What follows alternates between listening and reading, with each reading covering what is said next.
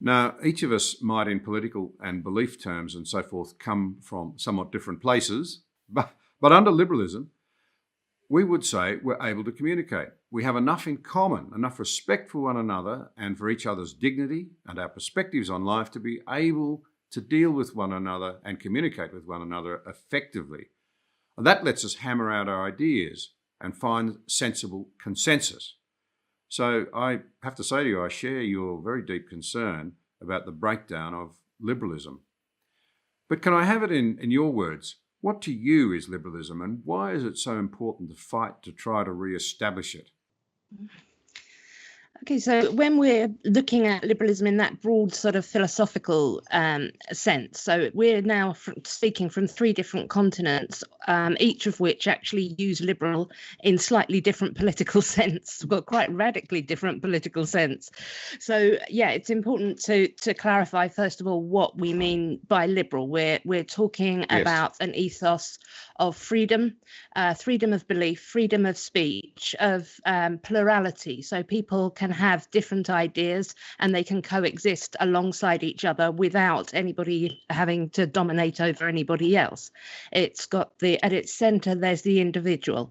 We want everybody to have access to everything, regardless of what their identity is. And there's the universalism, in which we believe that we are all members of the human race, that everybody again should have the same access to everything, and we can empathize across any kind of divides that exist. And within that, there's also in liberalism, there's the whole sort of idea of colorblindness, in which we're not judging people by the color of their skin. There's meritocracy, where we want people to be able to achieve on their own merits, which doesn't mean assuming that everybody can already do that and there aren't any barriers in place. It's about creating a society where they can.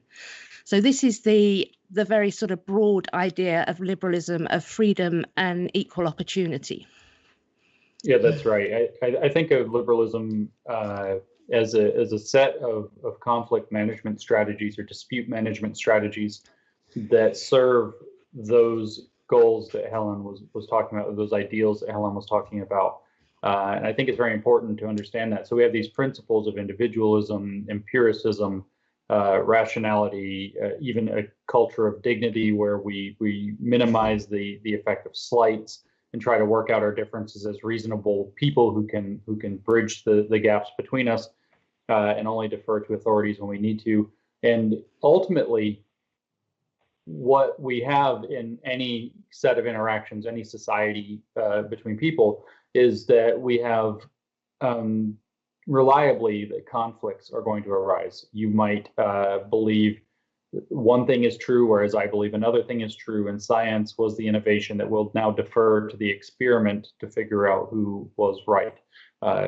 Reasoned argument is the house of philosophy, and this is really the basis of the scientific side of the Enlightenment, or the epistemological side of the Enlightenment. And then we did the same within politics. We figured out about divided powers of government, but also figuring out how to take a government and leave it accountable to the people without turning into a democracy that's a mob rule, tyranny of the majority kind of situation.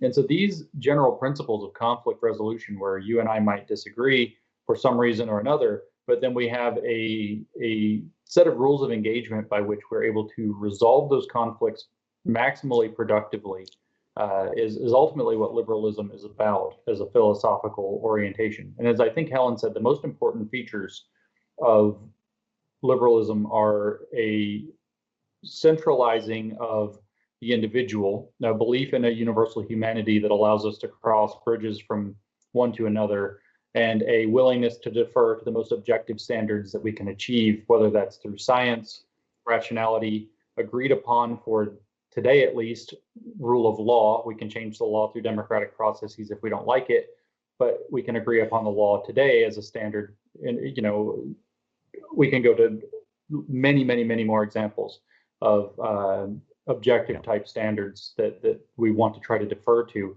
in order to make these conflict resolutions as impersonal as possible, because that takes the personal self-interest and minimizes it and facilitates being able to do so in ways that are productive rather than, say, violent. And to stop and think about a great figure of history such as Theodore Roosevelt, We apparently now want to pull his statue down, but he seemed to get to the heart of Western liberalism when he said, and I'm paraphrasing roughly, that no one should be above the law. That's a common saying, but no one should be beneath it either. So you get universalism, and when you find somebody who's not part of it or has been marginalised, you seek to address it. What we now see is the act of pursuing, it seems to me, a sort of new aristocracy. And we know how that usually ends. It's not well. If liberalism is such, and I think we're all saying it, such a superior social philosophy, why is it in decline? Why is it under threat and being weakened? Has it not defended itself well enough? Haven't we taught it well enough in our schools? I think because we've had liberal societies for quite a long time, this is it's been a good sort of 50 years at least since we have been understanding liberalism as a norm. We haven't had to defend it against anything. Particularly, we haven't had to defend it against claims of social justice. Using liberal principles has always been the way to achieve social justice. That was how the civil rights movement worked. It was how liberal feminism worked, how the early gay pride worked. So this has been a norm for quite a while. We haven't had to defend it, but I think liberalism isn't really a very intuitive system for humans. I think if we look at history and we look at most of the world, it looks like humans trying to dominate each other, trying to set up one school of thought and then make everybody else adhere to it. So this whole sort of liberal development is really very new. It's a product of modernity, and it needs to be consistently maintained and upheld and reinforced, and we haven't been doing that. Now there's a tendency to think of it as hopelessly naive, and within the sort of critical theories that we're looking at, there's this idea that it is actually white, male and Western, rather than something that belongs to all humans, that there are liberals everywhere. At least in the United States. I can't speak for your islands, but I can speak that the United States civics education has been quite weak for a number of decades, at least 2, because that's when I would have been in school, so maybe at least 3. And that's a problem. So no, I don't think we're teaching liberal ethics. I think part of this, I was reading recently that part of this may have to do with the fall of the Soviet Union, at which you had Francis Fukuyama declare the end of history, that liberalism had won. And you don't really have to give a robust articulation of or defense of something that is won. It also doesn't readily have a clear and present comparison or enemy that it has to be held up against to say this is why we want to be liberal, because we don't want to be like that. And so that, historically speaking, may be significant. But within these critical theories that we talk about, there's also been a deliberate effort to take that away, to make that less relevant, and in fact, not wholly wrongly, to identify it with patriotism and nationalism in ways that are not always productive of good things for their countries. Those, of course, patriotism and nationalism to the right degrees can be valuable to instill values, but at the same time, they very easily go too far. And the critical theorists have done a very good job, especially in education, of exploiting that and trying to shy away from anything that looks like a jingoistic, rah-rah kind of nationalistic or patriotic education. And in so doing, have done a fantastic job of getting people to question the underlying mythology and symbolism and even civics of their parent nations. Yes, I do think we have failed to teach history, the sort of ideas of religious beliefs and the story of our heroes and those who have shown great courage and foresight in the past to our young people. And that, I think, leaves them in a situation where they're easily persuaded, easily moved around, easily manipulated. I think that is one of the marks, frankly, of our culture in Australia. Young people, and I don't set out to criticise them, I don't think it's so much their fault, because many of them show signs now of wanting to know more, but they've allowed themselves to be fertile ground because they've not been given thorough grounding in how we came to be relatively free and prosperous and peaceful in terms of the society that we live in. It's as though the factors behind what I would think of those very desirable qualities are actually bad. actually evil somehow in and of themselves. But I think you argue very well in the book that critical theory leaves a great deal to be left from an intellectual point of view.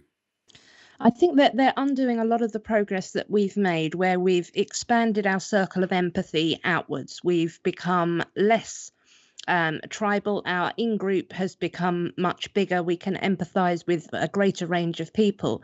Now, since we have been seeing an increase in identity politics, and that identity politics from critical theorists is also then often matched by sort of white identity politics and rigid gender roles from those on the right. And this is coming at each other in a way that really does bring out the worst parts of human nature.